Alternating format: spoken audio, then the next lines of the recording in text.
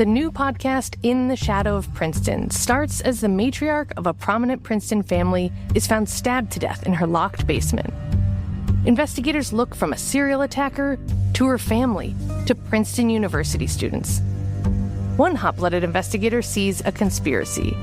Is he way off base, or does privilege let you get away with murder? In the Shadow of Princeton is available wherever you get podcasts, or you can binge it ad-free by joining Wondery Plus in the Wondery app, Apple Podcasts, or Spotify. Welcome back, everybody. It's Thursday, October 17th, 2024. Born on this date in 1955, artist Carrie James Marshall of Birmingham. The next year, in 56, astronaut Mae Jemison of Decatur. She became the first black woman in space.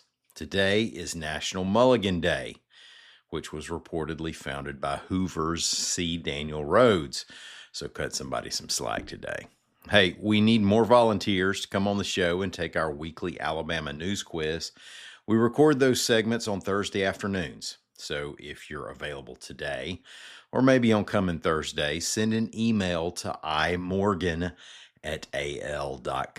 with quiz in the subject line by around noon today. I plan to reply to those emails with whether we drew your name by around 1, and then we can set up a time to record a little later. That email again was imorgan@al.com. Today, let's talk about the arrest in the Birmingham mass shooting, more on voter rolls, and another church taking the Methodists to court. My name's Ike Morgan, and we're down in Alabama.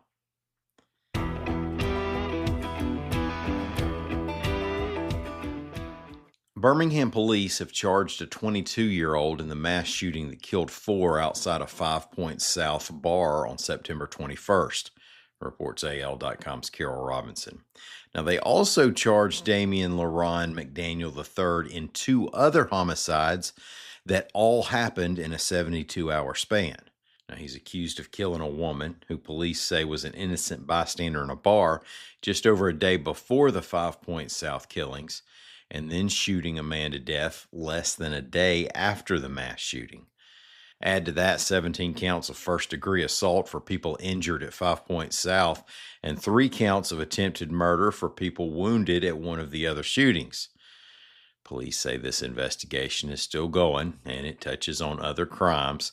They said the 3 shootings McDaniel is charged in are related, but haven't said more.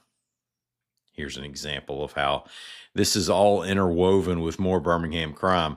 I mentioned one of McDaniel's charges comes from the shooting death of a man.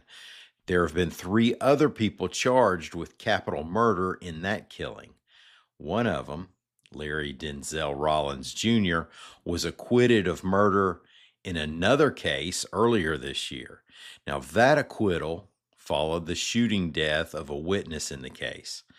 And that witness was Jordan Melton, a firefighter who was shot and killed last year at Birmingham Fire and Rescue Service Station 9.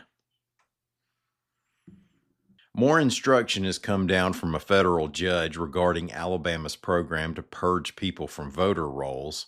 U.S. District Judge Anna M. Manasco already told Secretary of State Wes Allen to stop the voter purge until after the November 5th election. Well, the program's purpose is to rid the rolls of those who were registered illegally. Now, after a lawsuit was filed, the program was found to have moved many legal voters to inactive status as well. AL.com's Joseph T. Bryant reports that the judge has given the state 3 days to restore active status to those people. Allen also has to notify the Alabama Attorney General's office of the names that had been wrongly referred to that office for investigation. Church Street Methodist Church in Selma has become the latest to file suit against its United Methodist Church Conference over its property, reports AL.com's Greg Garrison. Now, it's not the first to try to leave the UMC, then face hurdles in disaffiliating. The Alabama Supreme Court has ruled that Dothan's Harvest Church had the right to have its case heard in civil court, but it also ruled that a group of 44 churches suing the Alabama West Florida Conference had to keep their cases in the church's courts. Now, Church Street Methodist is asking a judge to declare that the property belongs to its congregation, not its denomination. The church has around 350 members.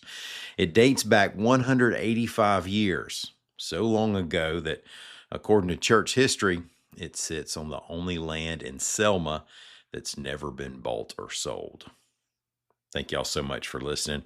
Remember, for a chance to come on the show this afternoon and take our weekly quiz, send an email to imorgan@al.com. That's IMORGAN@al.com with quiz in the subject line and your name inside. Hey, we'll be back tomorrow. Until then, y'all come by and see what we're doing on the internet anytime you want to at al.com.